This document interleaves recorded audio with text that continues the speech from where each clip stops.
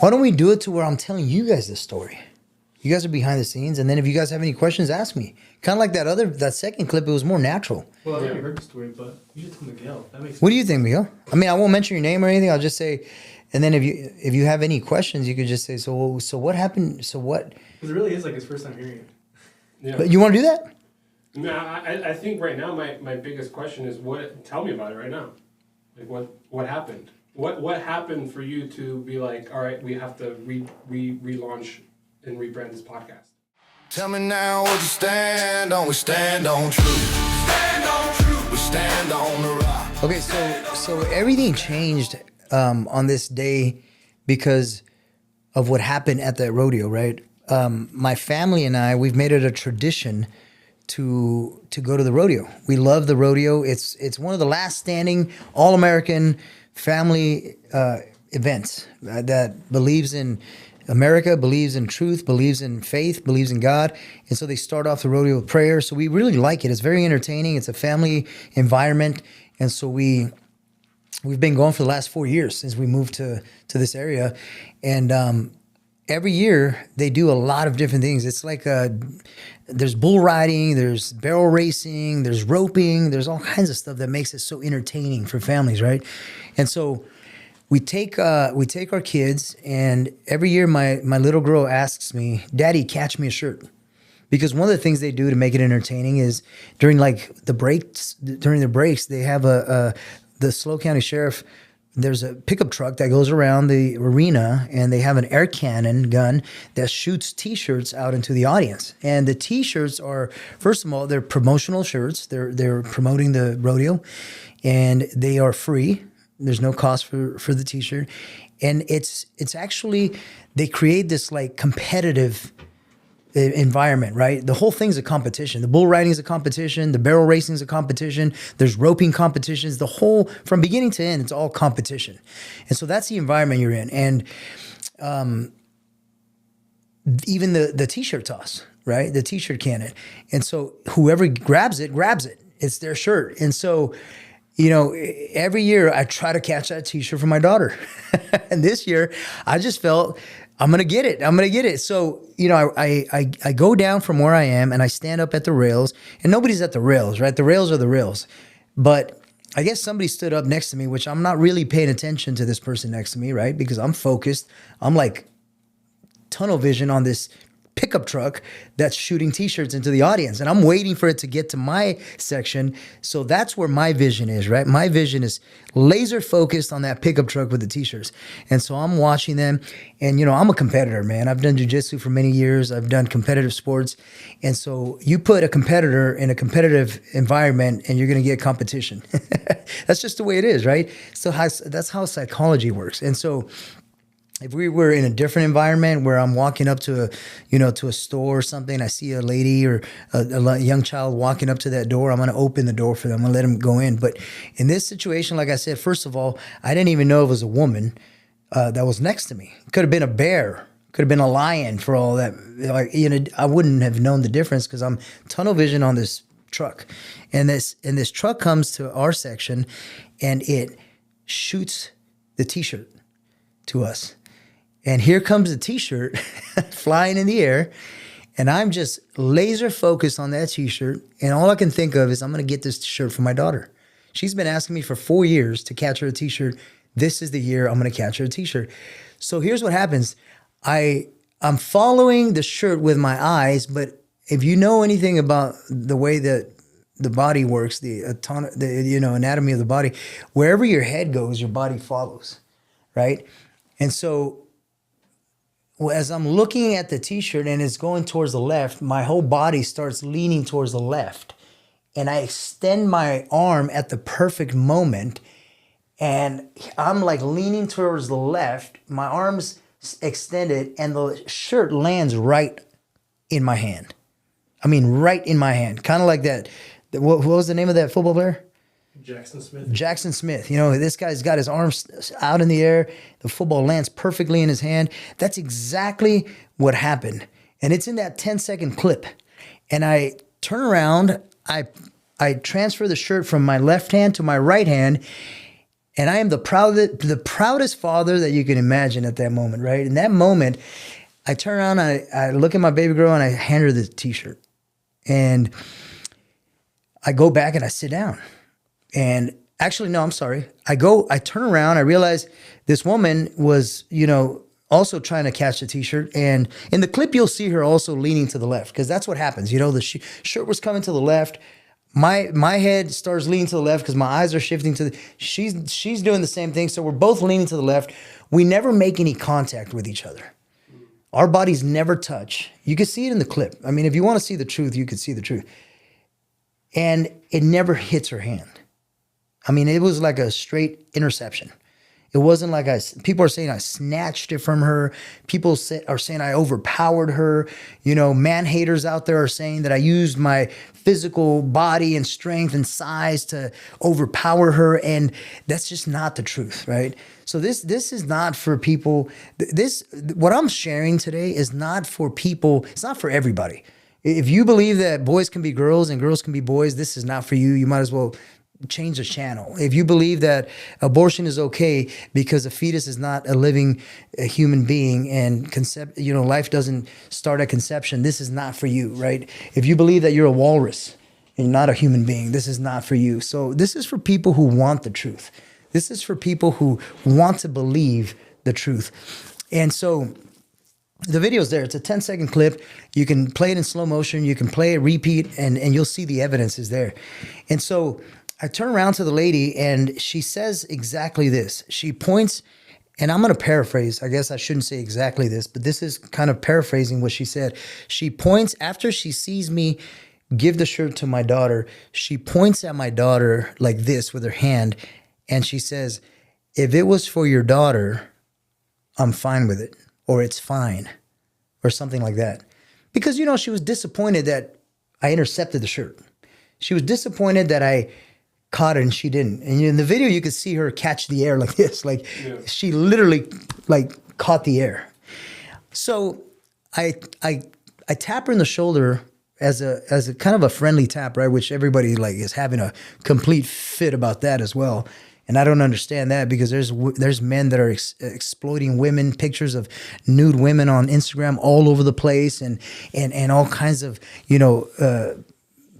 just madness, and nobody complains about it. Nobody says anything, right? But I gave her a tap and I said, if it wasn't for my daughter, I'd give you the shirt. And that's the nature of the conversation. And she kind of taps my hand in a friendly way, as like, it's okay. So I go and I sit down. She's sitting 3 rows in front of me. I go and I sit down. Not 3 minutes pass by when my daughter comes to me and she says, Daddy, I feel bad. I feel bad for this lady. And I said, okay, well, what does Jesus say? It's better to give than to receive. Go give her the shirt. And she says, she's really shy. And she says, no, Daddy, you give it to her. And I said, no, you give it to her. And so, I wanted to teach her that lesson, right? I wanted to teach her. And that's another thing. People are judging my character. They're the people that don't even know me. All they know is a 10-second clip of me. And all of a sudden, they're like experts in Marco Caracas and who he is and who he's been, right? They don't see my 10 years prior of since the Lord changed my life and what I've done and what I've become since then. They only see a 10-second clip, and they know me better than God knows me all of a sudden, right? And so I teach her this lesson. She goes to the lady and she taps on her and she says, here. And the lady refuses to receive the shirt. She says, no. Keep it, please. And my daughter is insisting on her taking the shirt. And so the lady, my daughter turns to me. So the lady turns up to me and I said, listen, it doesn't even fit her. Please take the shirt. She wants you to have it. And then the lady's friend, by the way, this lady's a very nice lady, very nice. And some people have said some mean comments about her, and I really don't like to see that, because she's a nice lady. From what I experienced between her and I, the interaction, I can tell she's a nice lady. And her friend's a nice lady. And her friend said, no, you keep it. You can wear it as PJs. And I said, please take the shirt. Anyway, long story short, she takes the shirt. She asks my daughter her name. My daughter tells her name. This lady says, this is my name. And they give each other the sweetest hug that you've ever seen, right? And that's the truth. And that's the end of the story.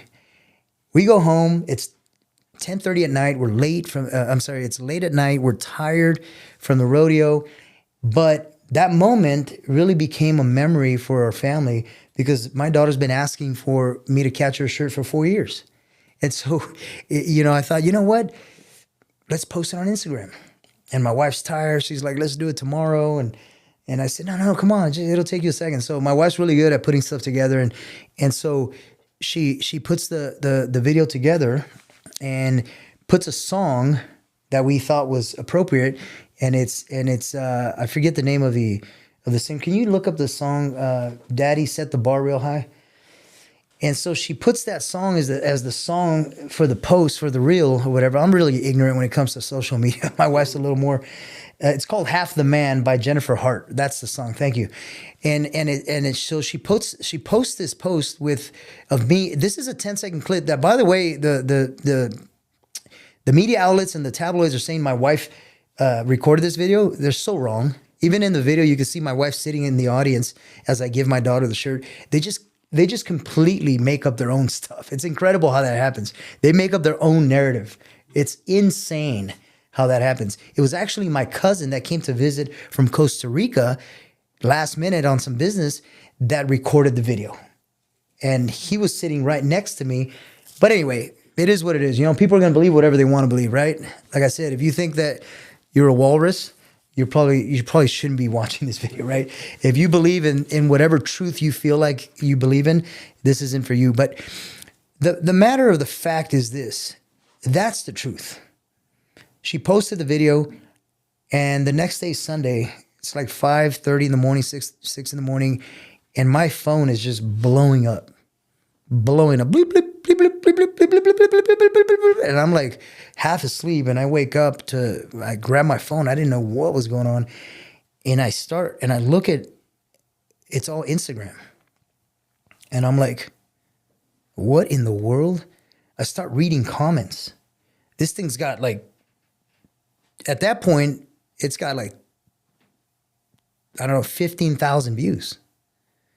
Now you got to remember, this is the first day after we posted it. I'm talking hours after we posted. It's got about 15,000 views. I'm like, I know we've been off of Instagram for 10 years, but I don't think this is the way it works. I mean, I don't think that you get 15,000 views in a matter of hours. And so I wake my wife up because I'm reading these comments and they are terrible. They are violent. They are full of hate. They are full of aggression. And I am like, uh-oh, what in the world is, and you got to remember, I'm half asleep. It's 5:36 in the morning. And I'm like, babe, you got to wake up. And she starts reading the comments. And then it looks like she saw a ghost. And we're just in shock. We don't know what to do at this point. The temptation is to delete the post. That's the temptation, right? It's like, hey, even though I know that I did nothing wrong, even though I know that what I did was, as a father, catching a shirt for my 9-year-old daughter, there's a temptation that makes you want to disappear from the face of the digital world. Wait, what were the comments saying on that? I mean, the comments were just, the comments were just terrible. The comments were, I mean, you could probably find them, although they're probably lost in the ocean of comments now, of the hundreds of thousands of comments. But the beginning comments were, after now looking back, they make me laugh, right? Like, Daddy set the bar real low, right? The song says, Daddy set the bar real high. This is not a man. You deserve to go to hell. You're an evil person. Now, these are people that are saying evil things. So how ironic is it that they're saying I'm evil for catching a shirt for my daughter, yet they're saying things like, I got one that says die, right? And one that says, it's just incredible. The comments were just bam, bam, bam, bam, bam, bam. It's all an algorithm. This is what I'm learning. I mean, I'm learning this. We are 2 weeks into this right now, and I'm learning this is all algorithm. This is all, manipulation of the minds of the people. And so the temptation was to delete the post. actually to delete our whole account. And I did what I always do when I hit tough times. I told my wife, let's pray. And that's exactly what we did. We prayed. And after we prayed, the Lord put on my heart, consult with 3 different people. And so I consulted with my nephew, I consulted with another brother, and I consulted with another brother, and a brother in Christ. And I asked them what they thought I should do in this. I explained the situation, and I asked them what they thought I should do, and they said, "Let it roll. Let it roll. Let's see what happens." And so we did. We let it roll. Long story short, that clip has over 85 million views right now. On Instagram. On Instagram. 85 million views and counting. I mean, I wouldn't be surprised if it hits 100 million views. That's 10% of a billion views on Instagram. And so what's happened is now I've realized that when you stand on truth, the truth is, I did nothing wrong. This is no different than playing a football game that's co-ed, flag football, and you intercept the ball in front of a woman. They've accused me of stealing, and one of the tabloids put, "Dad accused of stealing free t-shirt," which I thought was really funny. You know, how do you steal a free t-shirt? It's pretty incredible. You made a comment, or you paraphrased what she said. If it's for your daughter, it's okay. There's a sense of ownership, and that kind of like rubbed me the wrong way because it almost seemed like it was hers to begin with. So when you're telling me you spoke to 3 brothers in Christ, right? That means you're taking that moment to like not react but respond. Yes. Right? So that will, there's things you experience through life that you foreshadow things when you think back, like, oh, this is what that meant. Yes.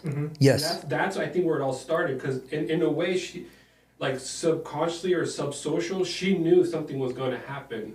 So that's why she made that comment to make herself feel safe.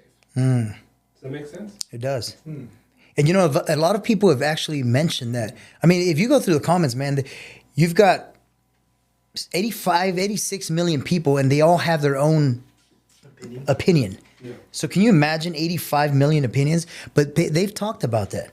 The shirt was never hers to begin with. And that's the thing that people are missing. The shirt was in the air when I caught it. Now, was it in front of her? Yes, it was. No different than a football in front of a woman and you intercept it in a co-ed flag football game. Yeah. This is the nature of these events. It is a competitive event, and this was a competitive thing they do for fun. Now, again, it goes down to perspective, right? It goes down to perspective and what your opinion is. Now, if I were to go, like I said, to a grocery store or gas station, and I am opening a door and there is no competition around me, and I'm not tunnel visioned on that door and getting to the door first, and I see a woman coming to the door, I'm going to open the door for her. I do it every time.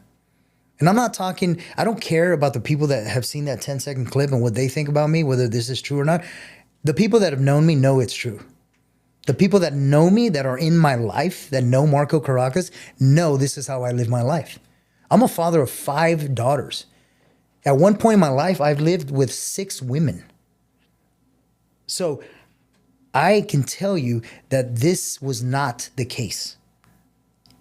And a lot of people want, and they're demanding, which is crazy, they're demanding an apology. At very minimum, they are demanding an explanation.